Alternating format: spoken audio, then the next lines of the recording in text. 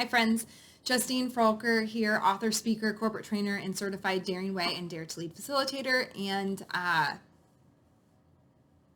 I've done a video on this before. I used to get this question a lot, like, pretty sure I have a story to share with the world. I think it will help a lot of people, and I am not ready. I am just not as brave as you, or it involves other people, might hurt them, things like that.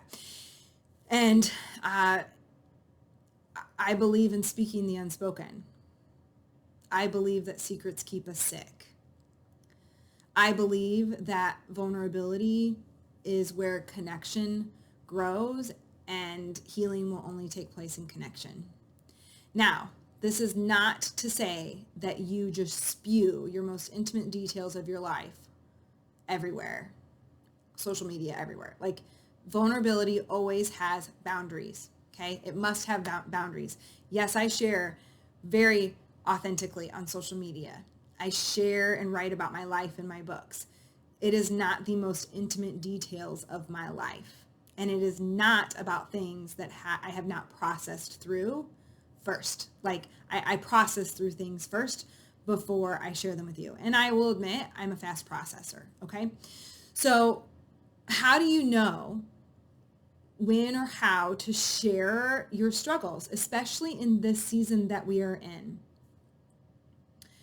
Because I think more than ever right now, people are not engaging in their social media because they are tired of fake and pretty and perfect. They are tired of it not being real people that they know and who have a similar plane of life of them. They're sick of hate, fear, scarcity, conspiracy, judgment, shaming, the divide, things like that. And so it is really scary to share your struggle, especially on social media, because of those things. Because for a very long time, perhaps most especially during this season, people have forgotten how to use social media in a way that it was, I believe, that it was meant to serve you and build your life up. What if we use social media to connect with people and to educate and to make people laugh and to inspire, and not a place of trying to convince the other person to believe the same thing as me, or to judge someone into changing their behavior, because that never works, or to brag and only share the highlight reels, because connection is built with trust, and trust is built in small moments over time. And when do I get a lot of engagement on my success posts? Yeah. I also get a lot of engagements on those posts where I authentically share my struggle. And I will tell you, and I've been told this by a lot of my friends who have much bigger platforms than mine, that one of the reasons that I'm a slow growing platform is because I share all of it. It's not just poop and rainbows, butterflies, and puppies over here. I guess I share all of this to say I'm always scared. I'm uncomfortable when I share a difficult post. I will always do my own rumble and wrestle with my feelings to choose courage over comfort.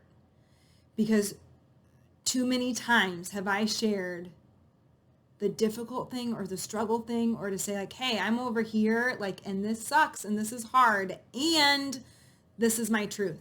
And it just is, thank you so much for writing this. Me too. Oh my gosh, thank you. Thank you. You're so real. You're so real. And so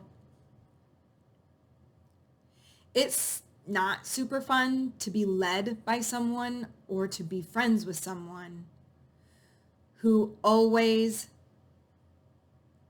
fronts with perfection or positive or cheerleading.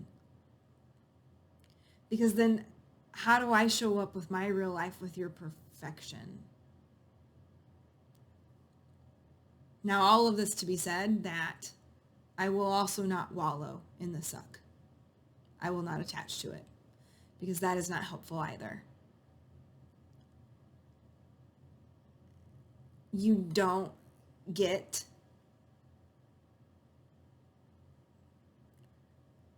the light-filled parts of life without the shit.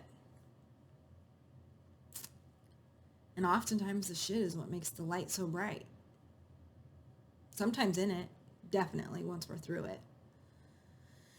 So in this utterly brutal season, that also has some major gifts. That whatever popped in your head as I was sharing this, that like struggle that you haven't posted about, or that thing that you're struggling with that you haven't texted your best friend about, or talked to your partner or spouse about, will you take that as a nudge? Will you take that as a nudge to share some of your struggle with your people, with your audience, whatever you feel is the best path for you right now? Don't for 1 second think, though, that just because you're uncomfortable with it is that you shouldn't do it and that you're not ready for it, that it's not the best path, because I'm always uncomfortable. I will live the rest of my life uncomfortable because I choose to live my life with wholehearted courage and vulnerability. That in of itself means I'm pretty uncomfortable most of the time.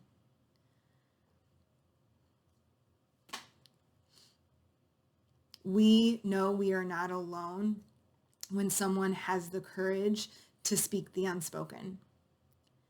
And I promise you that when you speak your unspoken, you will help even just one person, which one is enough.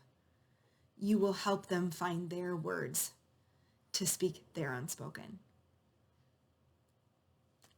7 minutes. Ooh. All right. I'll see you next time.